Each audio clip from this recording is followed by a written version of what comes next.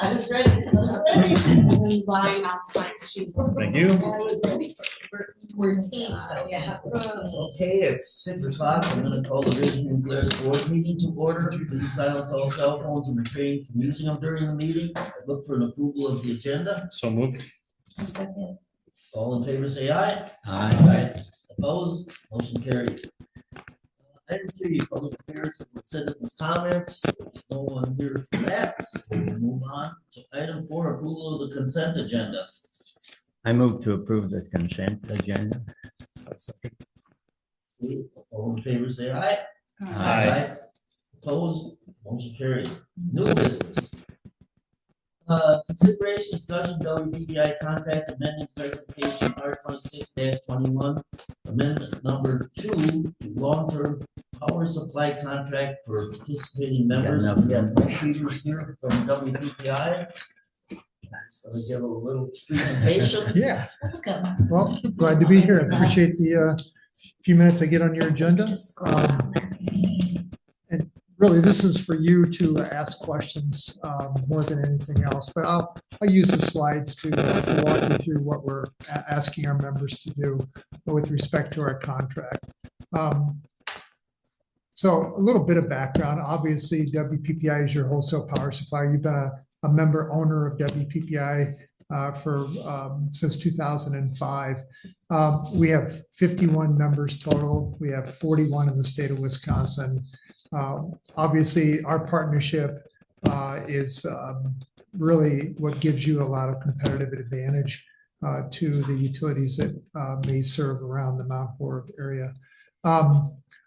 Obviously, from your perspective, being a municipal utility, you get local control. Your rates are extremely affordable, and you have some of the best reliability in the state of Wisconsin.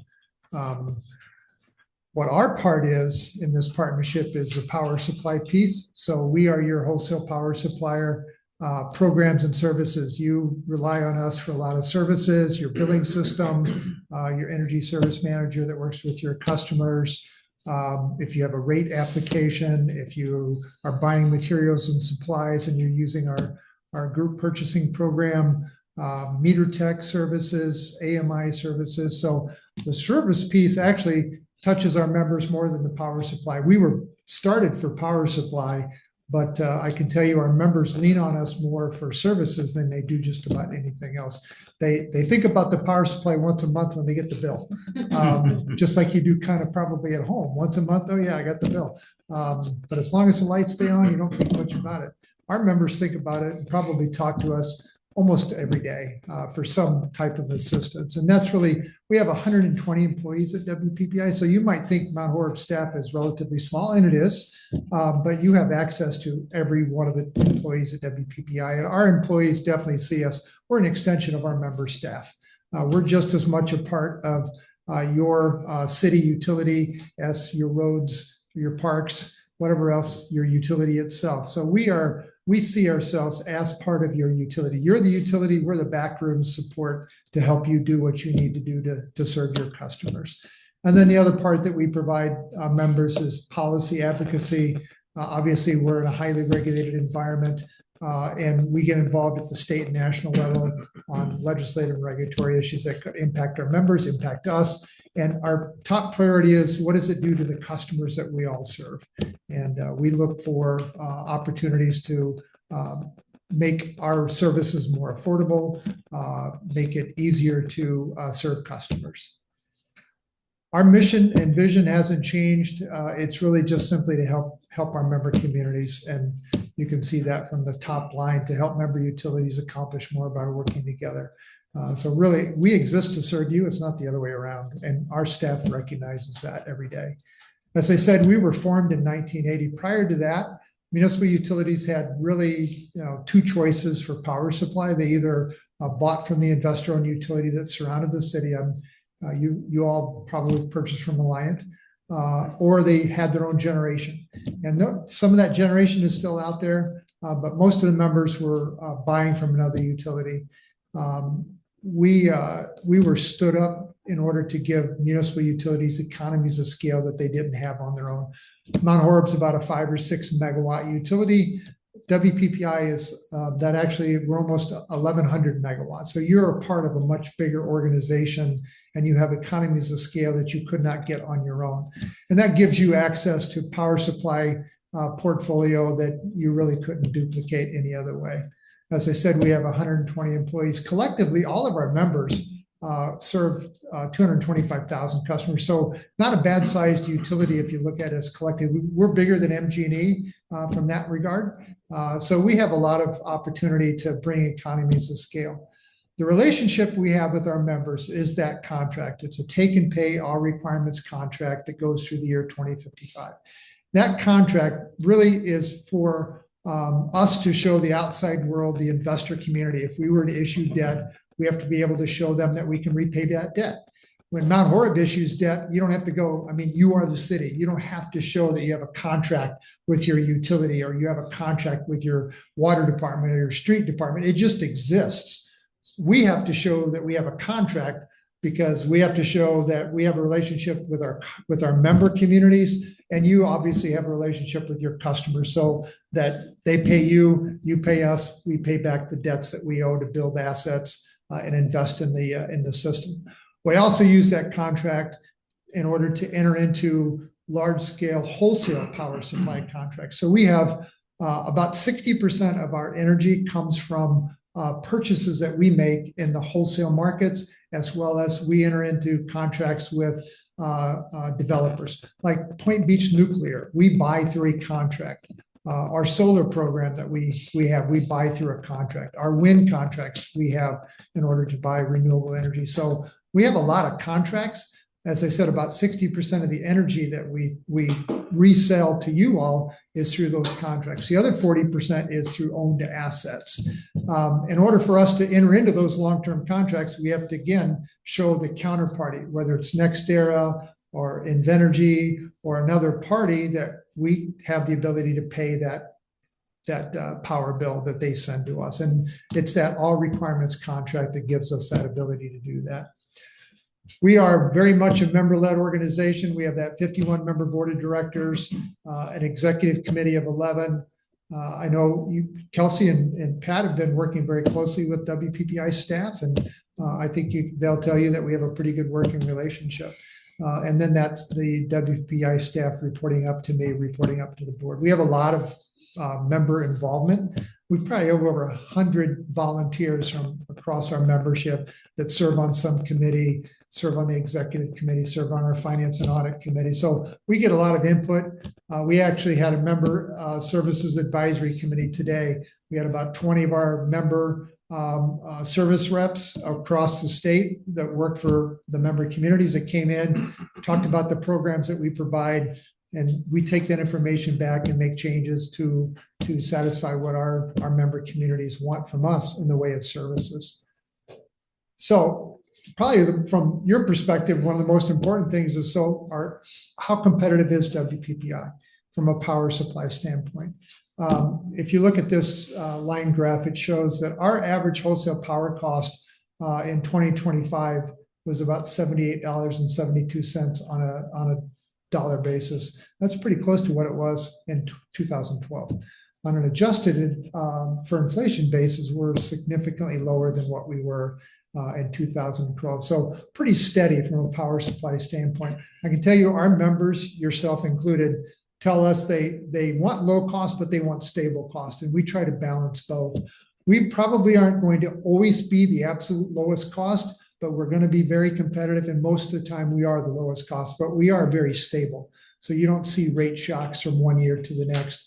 You'll see increases, as you can see here. We've had years where costs have gone up a little bit, but they've always been manageable from your customer standpoint. And that's something that's very important to us in our governing body, our executive committee, and our board. When you combine our wholesale power cost with your distribution cost, you can see that you are a very competitive utility. You compare very favorably to Alliant on an average power cost basis. You compare obviously very favorably to the larger investor-owned utilities like WEPCO and other organizations like ours, and the electric co-ops as well. So you would be down in this category as far as your average retail rates when you compare to other utilities. And it's really combining our wholesale costs and your distribution costs that makes you very competitive, which is important to any community. They want to have good rates so that it's not an impediment to growth, to businesses being here, and people living here. Going forward, and I'll talk a little bit about why we need the contract extension. And it has to do with where we're at from a power supply need, what we have to add to our portfolio, and also transmission investment that's coming up in the next couple of years. So this chart here, each of these bars represents how much generation capacity we need in order to meet our 51 members projected load. As I said, we're about 1,100 megawatts of total load. So we have to have generation that matches up with that load. The dark part of this is what we have in our portfolio, either through an asset that we have or through a large contract that we have.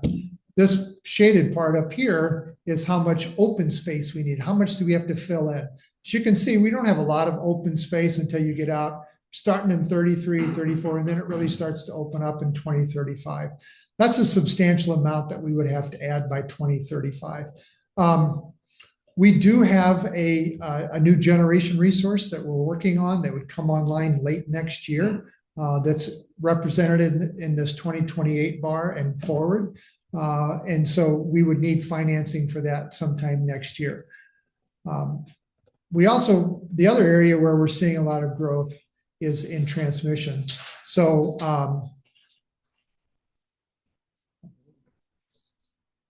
there it is. Oh, very sensitive. Transmission has grown a lot over the last number of years. The American Transmission Company, which serves this part of the state, if you go back 4 years, each year they publish a projected 10-year profile of what they expect to build in the next 10 years. And each year they update that. 4 years ago, they were projecting about a $3.8 billion in new transmission they would build over that next 10 years.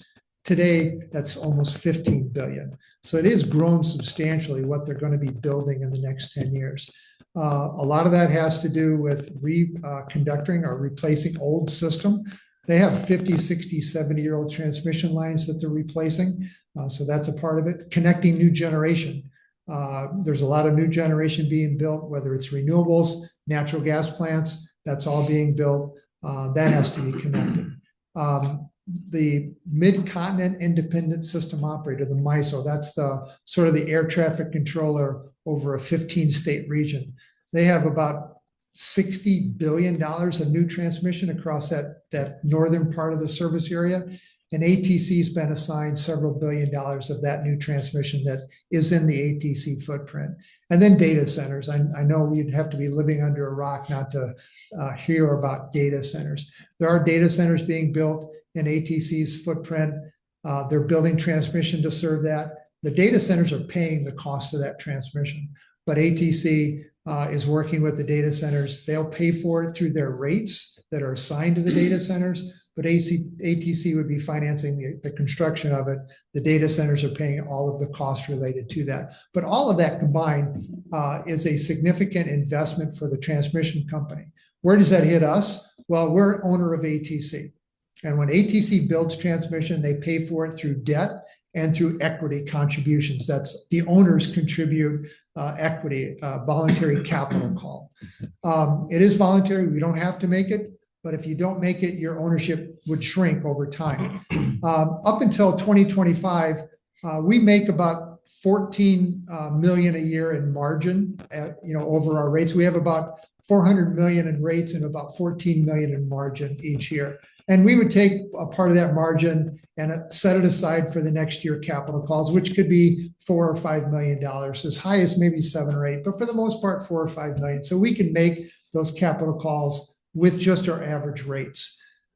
In 2025, that was no longer the case. We were not able to, the capital call that year was in north of 15 million. The capital call for 2026 was almost 30 million. And as you can see, our capital calls are projected to be over $30 million for a number of years.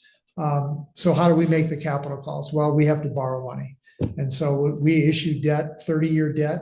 We borrowed money at the beginning of this year to meet our capital calls for 26 and 27. We would have to borrow in order to meet any capital calls past 2027. That's a discussion for our board and our executive committee. Do we want to continue to meet those capital calls, borrow the money, and make that investment? It does have a better return. We borrow even taxable debt at about 5%. The return we get on ATC is about 9.8%. So it's still a very good investment. Every dollar we get from ATC in our investment goes back to reducing our rates. Our rates are probably 4% lower than they would be otherwise if we didn't have the investment in ATC. So it's a very good investment from that standpoint. If we didn't own it, we'd pay the same rate. If we owned it, we'd pay the same rate. It's the investment return that lets us benefit our member communities through the return that we make in ATC. As I said, our current contract goes out to the year 2055.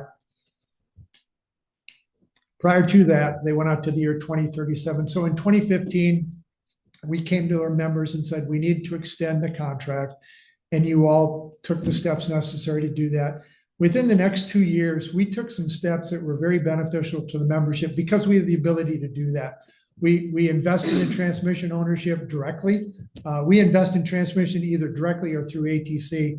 And when we're able to invest directly, it's even more of a benefit because we can issue tax exempt debt and it cash flows from day one. So we invested in transmission on the northwest side of our service area. We entered into a long-term wind contract that came online in 2017. That contract, if we were to try and duplicate it today, would be 30 to 40% higher. So it's a great resource. We entered into the Point Beach solar contract, 100 megawatt solar contract, which at the time we announced it was the largest solar development in the state of Wisconsin. Since then, there's been bigger. But from our standpoint, when that came online in 21, from a cost standpoint, if that's another contract that if we tried to duplicate it today, it would be 30 to 40% more expensive. So really good assets that we've been able to add to the portfolio right after we did the contract extension in 2015. And so we're asking our members once again, we are at a period of time where we have less than 30 years on our current contract.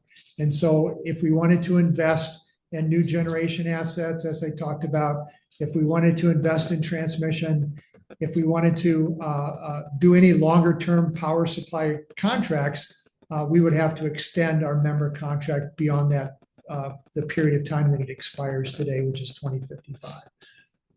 We're also looking at what's called an energy prepaid transaction, which requires us to have a 40+ year contract in place.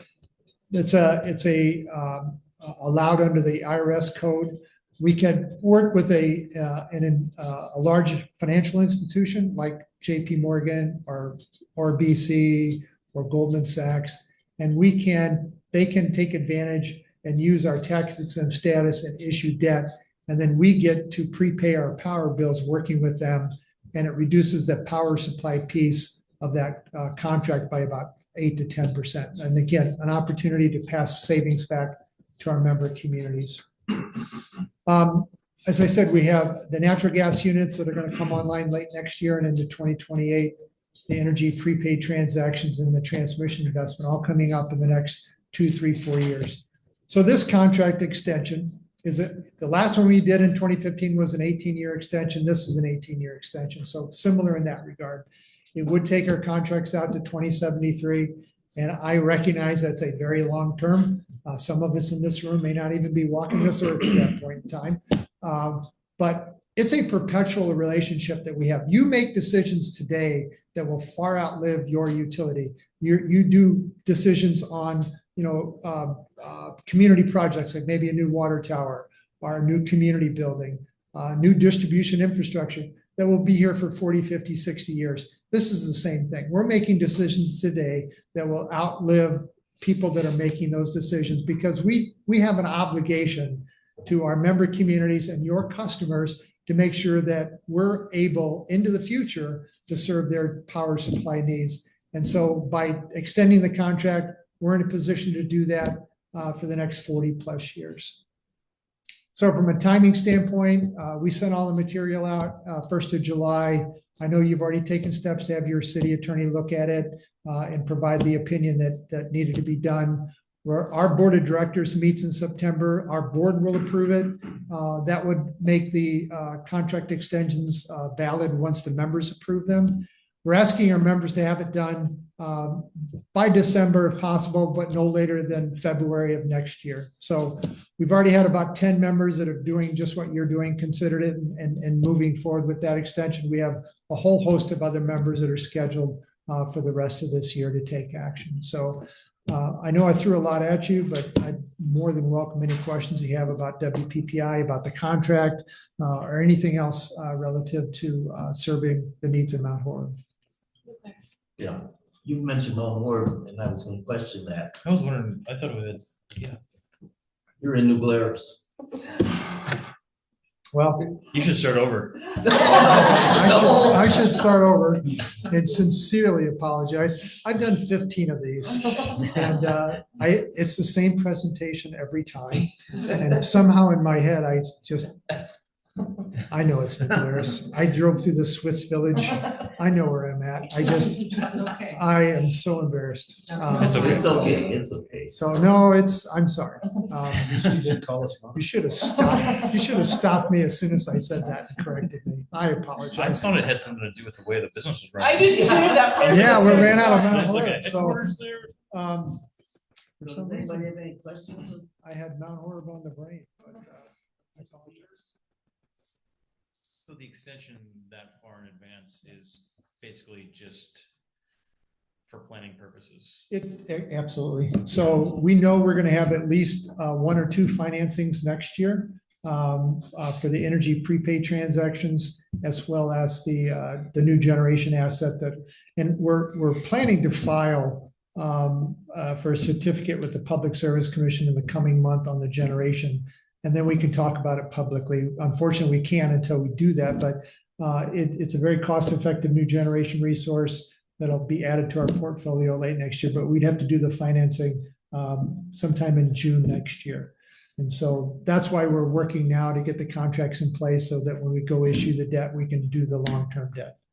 And so are there protections for small municipalities like ours for signing on for that sort of a period? Oh, absolutely. So first off, we have to have at least 34 members, Mount Horeb included, and New Glarus, to extend the contract for it to be valid. So if we don't get 34 members to extend, if we only get 33, the extension is not valid. So it's not, you wouldn't be stuck like we're the only ones that extend it. So we have to have at least 34 of our 50 members extend those contracts. So that's the first protection. The second is the fact that we have a unified rate. We have one tariff. The large members don't get a discount. The small members don't get charged differently. Every member pays under the same wholesale tariff. The only difference in your average cost is the load profile for each member community. So some members have more industrial load, so they might have a higher load factor. So their average per kilowatt hour might be a little bit lower, but they're paying the same rate. We have, every member has equity investment in WPPI. If we were to ever liquidate, you would get your equity investment back based on the value of your purchases of WPPI over your history of being a member utility. It really is a shared long-term model for providing this, very much critical service to your city. So are the 51 members the only ones who use the transmission lines that ATC puts up? No, so ATC serves the eastern 2/3 of Wisconsin and into the UP of Michigan. Okay. And then ITC serves Iowa, which we have some members in Iowa. And then NSP XL and a partnership serves transmission on the northwest side of the state, which we have several members there. And that's the part of transmission we own directly. So there's a partnership of about a dozen utilities that own that transmission. NSP XL is the largest owner and they operate it, but we own it, our pieces directly. So Northwest, you're saying Eau Claire and Hudson or La Crosse? Yeah, they would be served by a different transmission provider Okay. than ATC. They would be part of that Excel partnership that we're part of. Okay. Yep. Thank you.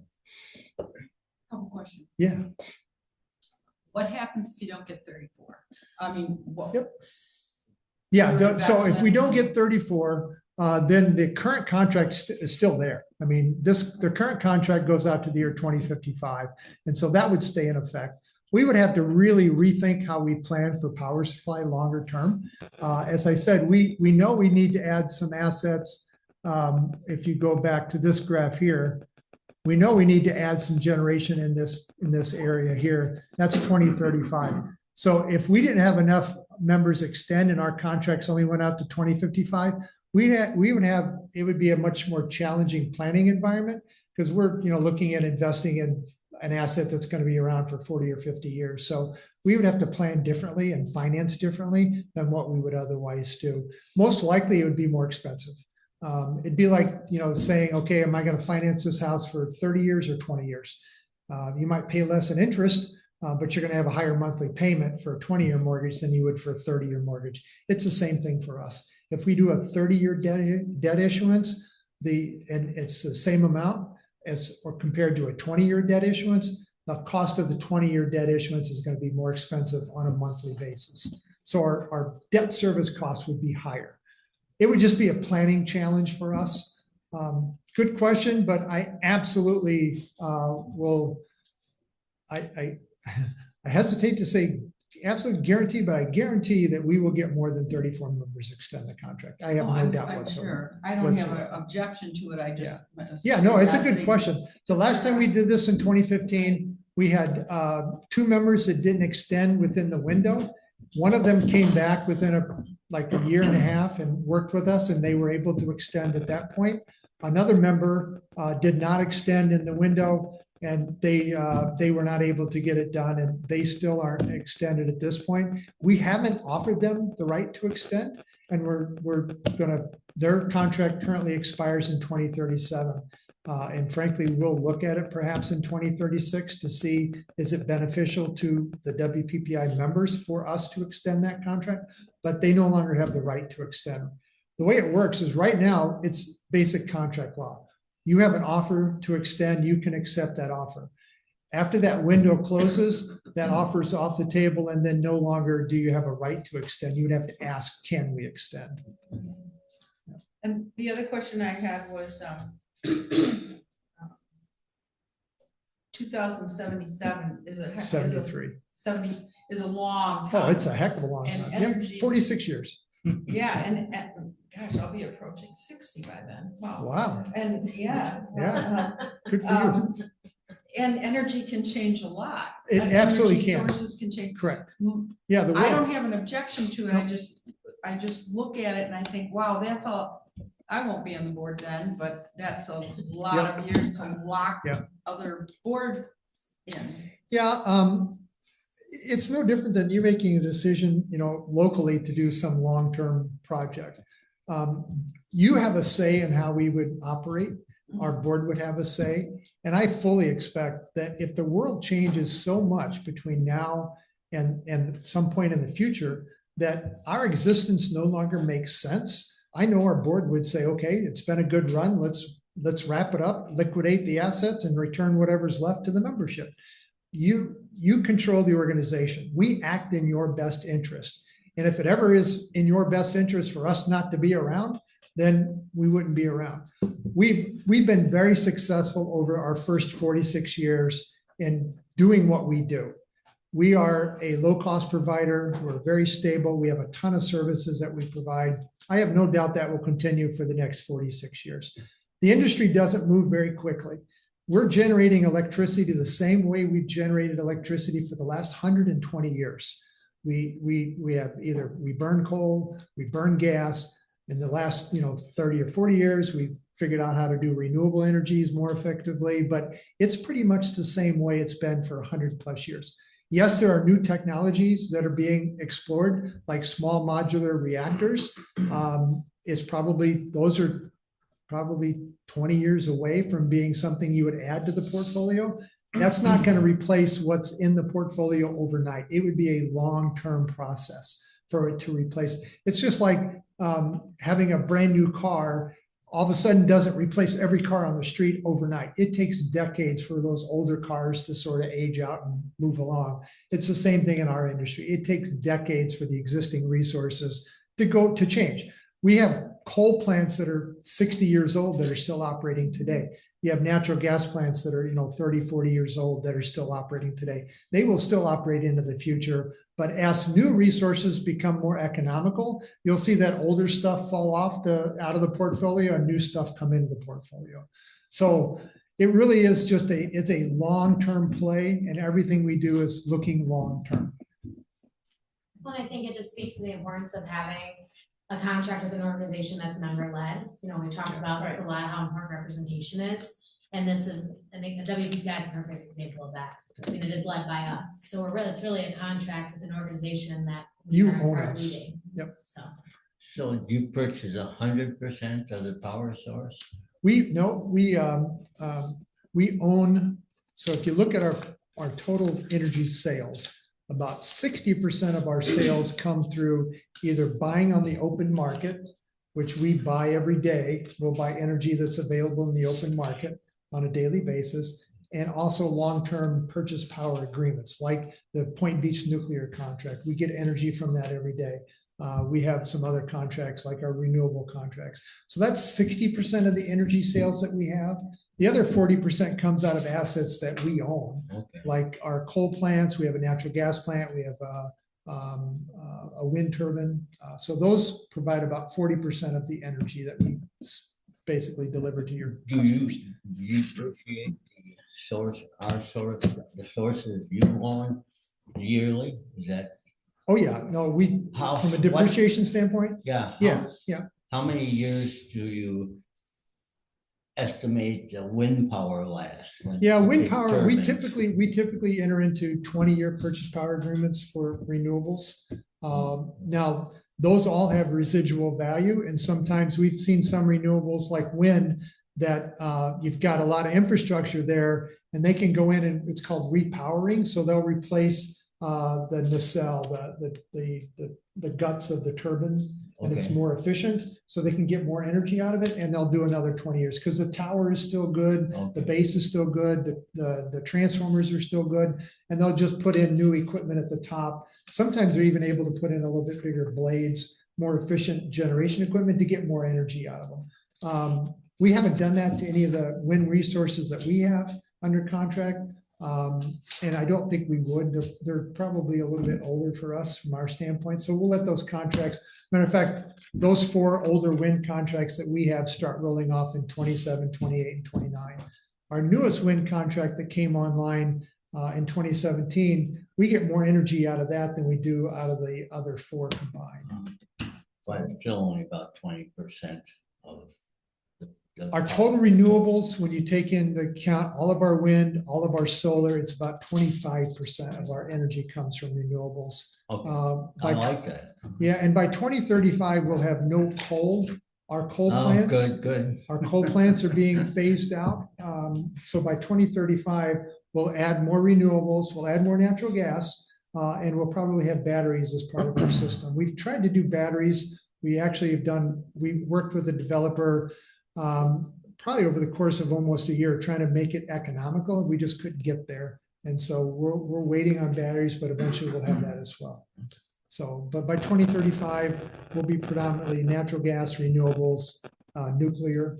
Will be at least 20% of our portfolio will be nuclear. That we extended the Point Beach nuclear contract that goes out to the year 2050 and 2053. So nuclear is a big piece. So between nuclear and renewables, that's 45% of our resources. So 100% you said by 35. Will be no coal. We'll still have natural gas. You're right. We'll still have natural gas because frankly, you still need that kind of a resource. Wind doesn't always blow, sun doesn't always shine. And we've had instances where, especially on the hot summer days, solar is providing some generation, but wind is non-existent. So you have to have a little bit of everything. Yeah. Thank you. I move to approve resolution 26-21, amendment number 2, the long-term power supply contract for participating members. Second. Okay, all in favor, say aye. Aye. Opposed? Motion carries. Thank you. You Again, have a seat. thank you, and I apologize sincerely. We're gonna need you to sing like a Nick song. You know what? I will learn the New Glarus fight song if I need to, as an apology, We but expect you I, in later. okay, I'll find some later hosen next time. So when I show up in New Glarus for my next meeting, I will come in garb. So, Safe driving. thank you, everybody. Thank you. Appreciate Thanks, it. Mike, appreciate it. Yes. Good question. Kelsey, thank you. Thank you so much. Take care, everybody. Yeah, and, we can do that in a lot. Yeah. Okay. Yep, we can do move up, new business item E and item 6A. I motion to move new business E. and 6A. 6A. Second. Okay, all in favor, say aye. Aye. Opposed? Motion carries. Okay, we'll take item E, consideration, discussion, electric utility surplus funds to purchase bigger Derrick utility truck. Yeah, so, this is something that we amended to the agenda and added. I sent the listings for both of the trucks that we're considering to the board. Pat is obviously here tonight and can answer any questions. But just to give you a little background on this, our current digger derrick is from 2005. And it requires 2 people to operate, whereas this new one has a remote control, so you can be off of the truck and operate it, which is the norm now. I've learned a lot about this, thanks to Pat. A new truck like this would be about $380,000 right now. Who knows what that price would be a month from now? And we wouldn't get it until 2029 if we place the order now. Pat is incredibly diligent with trying to save our electric utility money, but also making sure we have the things we need. And he came across these 2 trucks, both would serve our needs. They're really almost identical. One just has lower mileage. Pat, correct me if I'm wrong on that. So one is $60,000, one is $70,000.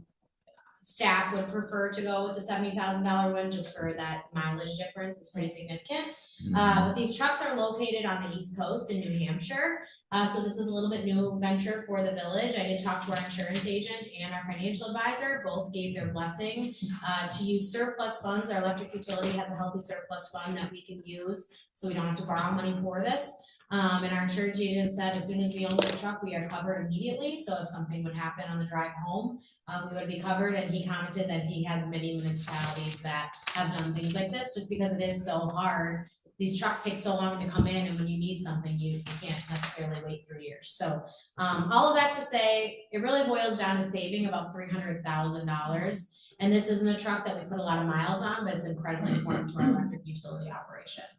This would also allow us to get on a quicker replacement schedule for our other trucks, like our big bucket truck is also about the same age as our current digger derrick. It needs to be replaced here soon. And this would allow us to replace both of these trucks for the one budget of buying a new digger derrick, which is really exciting. So today, what I'm asking the board for is approve up to $76,000 of electric utility surplus funds. That would include the more expensive truck with the warranty. And Pat has volunteered to fly out there. He's going to be looking at these trucks. They're going through DOT inspection and all that right now. He's going to be looking at these trucks, and if he is confident in what we think is going to be the best choice for us, he'll be driving it home. So obviously he'll have a flight and some lodging, but I mean, really pennies on the dollar when you look at what a new truck costs. In times of the essence, because they could sell it anytime. I was So gonna they're being say, are they held on until hold right tomorrow, now? right? They're being held until they know that Yes, the and board wants They to did vote. catch that there's a chip in the windshield, so they can't get that replaced till Sure. late tomorrow. So, Sure. I mean, we have a little more breathing room than I thought. Yeah, yeah. But, yeah, I just appreciate you guys looking at it. And if the board does move forward with approvals, we'd be booking Pat a flight as soon as possible that works for his schedule. And then we will be selling our current digger derrick. You know, we're hoping we can get 10 to 15, maybe, $1,000 for that, which would obviously make this price even more attractive, so. So is Pat, is this 69.9 set in stone, or we'll be able to do a little? Well, I'm hoping to do a little wheeling and dealing. One of the weird things about this truck, so I just want to be, forthcoming with you guys, is that apparently they sat for a year. And it sounded like the guy who previously bought these through an auction wanted ridiculous money for them. So I did get clarification, they did do all these inspections a year ago. These trucks sat because nobody wanted them, and this guy thought they were rare trucks. Well, they are. The options, why our options would be 380,000 with a new one is because it's not a assembly line truck. And so they're going through the whole truck again, both trucks, and they should have them all ready for us by then. But to your knowledge, it hasn't been inspected yet at all. It's been inspected once in the end of the beginning of 25. Right, And they're but- being inspected again right now. Okay. So And I've obviously, been- yeah. They've been ran through, like, the guy who I've had really good contact with, said I've ran every operation, everything works great. But he wanted to replace one bearing. Yeah, I was gonna say bearings and brakes sitting for a year is not good. Right, and I think we have to, I told Kelsey, it's like, even if we stick 20 grand into this truck, it opens us up, I think, just me personally, I'm not a financial guy, but it opens us up for a lot more opportunities and at least bringing our utility fleet up to. And I a wanna little be bit clear, more we don't recent. plan on sticking $20,000 Right. into it. I mean, Pat and I are very much on the same page, and if he flies out there and this truck is not the right fit for us, there is absolutely zero pressure for him to come back with the truck. I mean, I would much rather him catch a flight back and avoid, that than bring a truck back that isn't gonna be the right fit. Are they both in the same area? Cause one says Liverpool. They'll both be at the same Yeah. They'll be at the dealer. same Yeah, dealer. these are like sister dealerships. That's sister, right? Oh, Or- yeah. Yeah, Yeah, I don't see why. Where's the mileage on the cheaper one? Yeah, it was. The cheaper one that's 94,000 miles on it. 94. There's about 30,000. it's a odometer. It's Oh, there it is. About 10 down from the top Yeah. under vehicle detail. Oh, down. yeah, Oh, got it. guys, Yeah. That's a lot. Well, it is, I mean, 30,000 the less. thing that, I'll just be flat out honest with, I think we've probably, since I started, we've probably put 40 to 50 miles on our truck, our version of this. So if we owned it for 15 or 20 years, if we had a $380,000 truck and in 20 years we put 10,000 miles on it, I think we'd be maybe kicking ourselves a little bit. Oh, for sure. I Yeah. totally Oh, agree with yeah. buying an older truck, for sure. Yeah. She's 100,000 Especially for the miles. size on of our one of these. utility, obviously, we're not Right. driving, it's Right. different when I you're do- driving. Just off of, and I think it's gonna be maybe a game time decision, but I think looking at the 60 versus the 90 for 10 grand, probably This probably worth it seems, to go for the 70. Oh, yeah. It is, I can see there's less rough spots.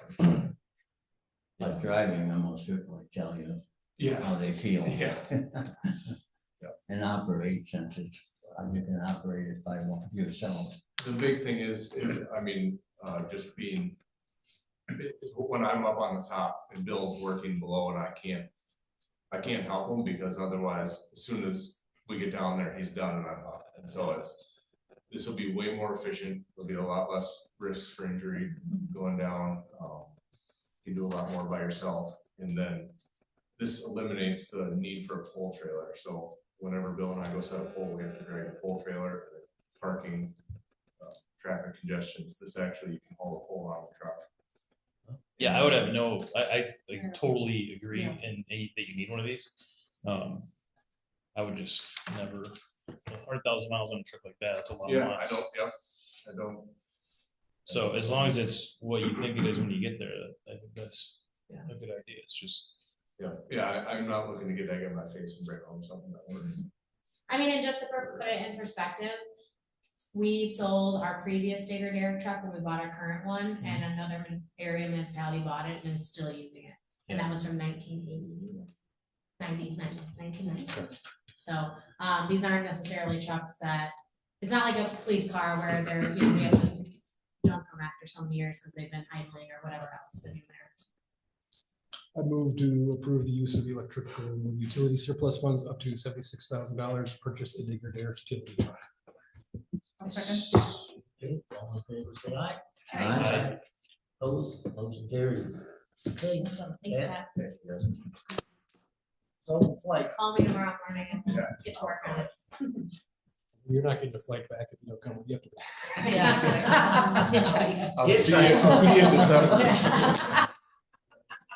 Nice, okay, consideration discussion library update. So this week we got our team shelving finally. They came and installed it. So now we're doing major shifting in the library to move the teen section out of the adult section. Then we'll be putting up the labeling on the shelving to let everybody know where to find everything. So that's good news. We're still awaiting our outdoor furniture. That was supposed to come July 22nd, now pushed back to August 10th, but it's on its way. End panels also, those should be in hopefully very soon. MSA is working on the final disbursement right now, so that's great. Then we'll be closing out the grant in September, and Amy Lawrence and I are working on some audit preliminary requests, and that's going well, so almost done with those preliminaries. It's still under budget, so. It was busy this morning down at the It's always library. busy. Wow. That's I great. think Delsingers were coming. Okay. Okay, thank you, Amy. Okay, moving on, item B, consideration discussion of ordinance 26-06 to amend section 112-9A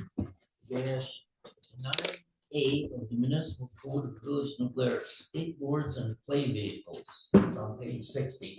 Yeah, so this is an amendment to our current ordinance that would add electric scooters, electric hoverboards, and scooters and other light play vehicles to section 112-9A.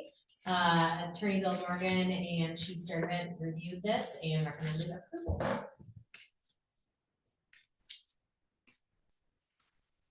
Are all of the items listed under the current ordinance, like the skateboard, roller skates, roller art? Like, are those all? Yeah, those are Included all in in the there. current- Yep, sorry, I don't know And the- why I didn't show up here, but I had that red line, but yes. So everything that's there is in the current except for electric scooter, electric hoverboard, Got and it. scooter.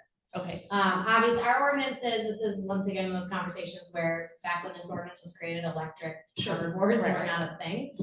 So we're just kind of cleaning up a little bit. They're more popular. I move to approve the ordinance to amend section 112-9A of the municipal code of the Village of New Blair, skateboards and play vehicles. Second. So just a little bit of discussion. Okay. So if some kid's riding a right. motorized scooter, are you gonna be able to just give them a warning first? When we put this into effect? It spells it out on 112-9 if you go farther down the road. Oh, okay. If they're under age 12, they get warning. We talk to the parents, if it's like the fourth offense, I think it is under that. Then we would, if they're under 12, they get a juvenile referral. And then if they're between 12 and older, they can get a ticket. We're not gonna do that right away. It's educating. We've had some problems with kids already. Yeah. I mean, they're driving down the middle of the roads, the wrong I've seen lane, them. they're passing cars. Yeah. I mean, just these scooters, and I'm not even talking e-bikes. Yeah, I saw one on my way in. Yeah, Yeah, we middle of all the saw road. that group of. Yeah. And they can technically still drive in the village, they just, by ordinance, they have to be on the sidewalk, and they Right. can't be in the business district. I mean, I think our goal with doing these kind of things is always safety. Our goal is never to give a ticket to a 14-year-old. Yeah. Our goal is to keep our community safe, and we view this as a huge safety issue right now. And it's been a lot of people have been calling.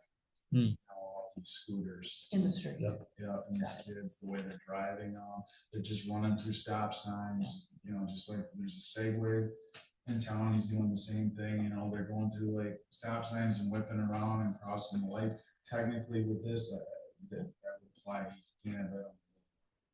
To me, it's a hoverboard with a stick on top of it. So if this passes, what is the best way that it will be communicated out? Yeah, so legally, we have to put it in the newspaper, so it'll go in the newspaper. Amy usually posts them the week after, and then obviously it gets put on our website on the phone. We certainly can put something out on our Facebook page as well, just alerting parents. Alerting the public really, that this is a thing. And obviously, I mean, our best education when it comes to this stuff is truly our police department. I mean, they are the ones interacting with these kids and these parents. And like I said, we're not looking to write tickets to 14-year-olds who didn't know this was a thing. Our main concern is keeping them safe and keeping the other people on the road safe. And I think a lot of it is the parents don't realize how. Yeah.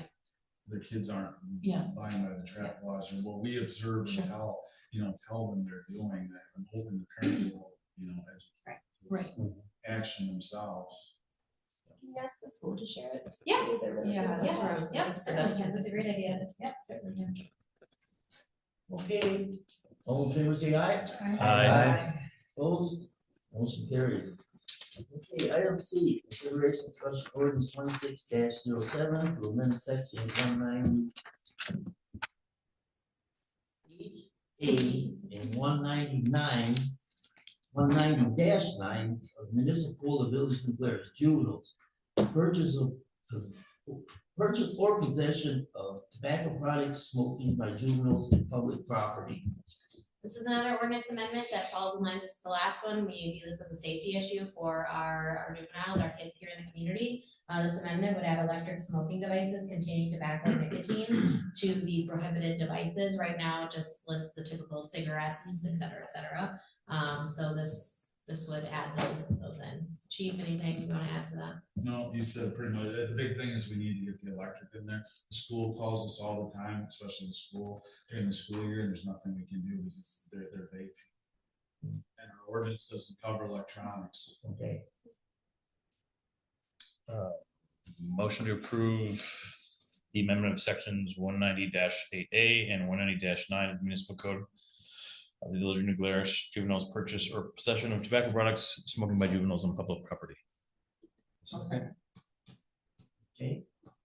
All in favor, say aye. Aye. Motion carries.